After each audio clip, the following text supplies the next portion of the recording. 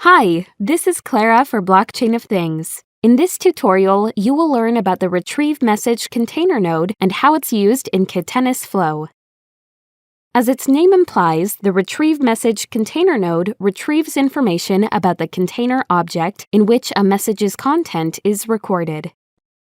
This node takes as input the ID of the message you wish to retrieve container information for in string format and returns a JSON object containing the message transaction ID, the confirmation status of the Bitcoin transaction, and if the message was stored externally. It also returns the IPFS hash pointer location.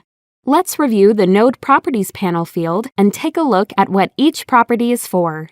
The retrieve message container node is one of the simpler Catenis flow nodes and only has two fields, the name field and connection field. The name field allows you to add a descriptive name to your node that will help differentiate this node from others of the same type on the Node-RED workspace. While it is highly recommended to name your nodes in order to keep your flow organized, it is not required.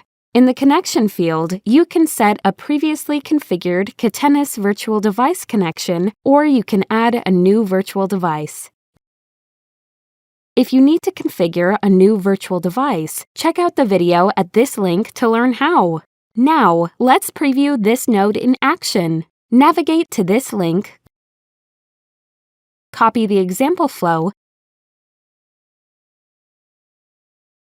click the Node-RED hamburger menu and click Import to display the Import Flow dialog box. Paste the flow into the import box and click the Import button.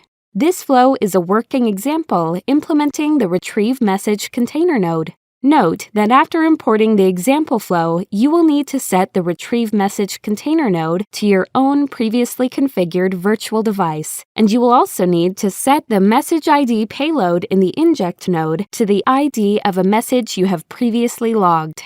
You can pause this tutorial now to explore this flow on your own.